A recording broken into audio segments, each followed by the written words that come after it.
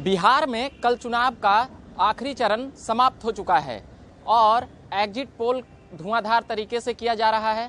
लगभग आधे दर्जन एग्जिट पोल जो बता रहे हैं, 3 तो महागठबंधन और एनडीए दोनों को बहुमत दे रहे हैं, मगर 2 ऐसे एग्जिट पोल आए हैं जिसमें तेजस्वी की सरकार आने की संभावनाएं हैं।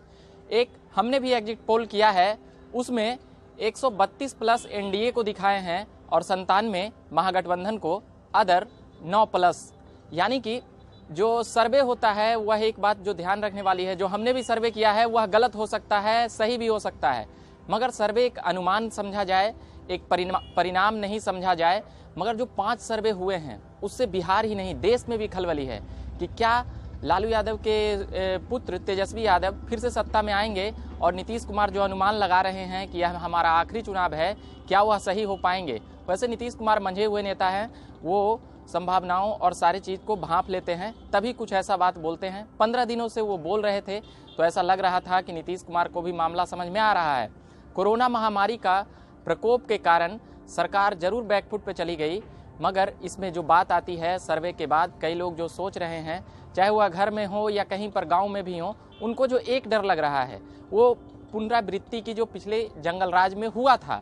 पिछली बार नीतीश कुमार महागठबंधन के तरफ से लड़े थे, मगर चेहरा नीतीश कुमार थे, इसलिए लोगों का विश्वास उनके तरफ ज़्यादा था, तो 250 सीटें जीत लेते हैं। मगर जो अभी जो सबसे बड़ी खबर चल रही है कि क्या तेजस्वी की सरकार आएगी, तो उसके बाद जो माहौल बनेगा वह कैसा रहेगा। वैसे अब पहले जैसा माहौल तो नहीं ही रहेगा, यह हम भी समझ रहे हैं और आप भी समझ रहे हैं, मगर तेजस्वी यादव ने जिस प्रकार से धुआंधार रैलियां की है उसका एक लहर जरूर बना है।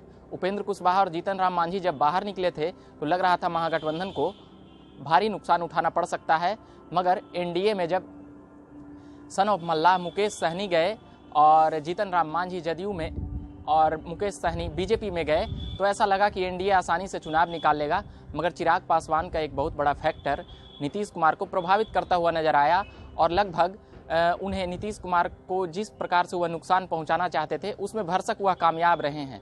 अब देखना यह है कि हमारे सर्वे में तो झकास भारत की तरफ से जितना समझ में आया, उतनी बड़ी कोई हमारी टीम नहीं है और उतना बड़ा विश्लेषणात्मक अध्ययन नहीं है, मगर फिर भी पिछले आधा दर्जन चुनाव में आरजेडी का जो परफॉर्मेंस था उसके आधार पर और जिस प्रकार से जातीय समीकरण और तमाम प्रकार के जो वोटिंग और पोलिंग होते हैं उसके आधार पर हमने भी सर्वे निकाला है, तो उसमें एनडीए को बहुमत देते हुए नजर आ रहे हैं।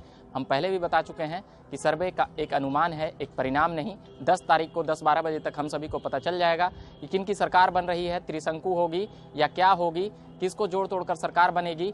मगर फिलहाल यह चुनाव युवाओं के लिए कहा जाएगा। 20 से 30 साल के जो युवा थे वह रोजगार के नाम पर तेजस्वी के और ज़्यादा झुकाव में नजर आए। 10 लाख सरकारी नौकरी कम नहीं होती है, वही सबसे बड़ा फैक्टर वह भी बना। और जो ऊपर 30 से 35 से ऊपर वाले एज वाले थे वह नीतीश कुमार की तरफ जरूर झुके हुए थे, क्योंकि उन्होंने वह दंश झेला था, वह राज देखा था, इसीलिए वह बातें याद है कि लालू यादव भी कुछ नहीं कर पाते थे। एक प्रकार से कह सकते हैं कि महागठबंधन में जो एम और बाई का समीकरण है उसमें भी कामयाबी मिली है, मगर फॉरवर्ड के जो वोट हैं वह भी तेजस्वी को मिला है, क्योंकि ऊंची जाति के लोग नीतीश कुमार से नाराज चल रहे थे, उनके कुछ फैसले से, उनके कुछ बयानबाजी से। वैसे तेजस्वी भी पिछड़ी जाति की हिमायती करते हुए भाषण में नजर आए, मगर फिर भी ऊंची जातियों का वोट, बहुत बड़ा वोट उन्हें ट्रांसफ़र हुआ है, युवाओं का खास करके। जो युवाओं में 10 लाख नौकरी की घोषणा हुई थी वह तेजस्वी को फ़ायदा पहुंचाते हुए नजर आ रही है। वैसे देखते हैं कि तेजस्वी की सरकार बन पाती है या नहीं। हमारा सर्वे ये रहा, आप देख रहे होंगे स्क्रीन पर। अभी के लिए फिलहाल हम इतना ही कहेंगे। कैमरे के पीछे हैं संतोष जी, उनको बहुत बहुत धन्यवाद देना चाहेंगे कि उन्होंने कैमरा पकड़ा। अभी के लिए फिलहाल धन्यवाद।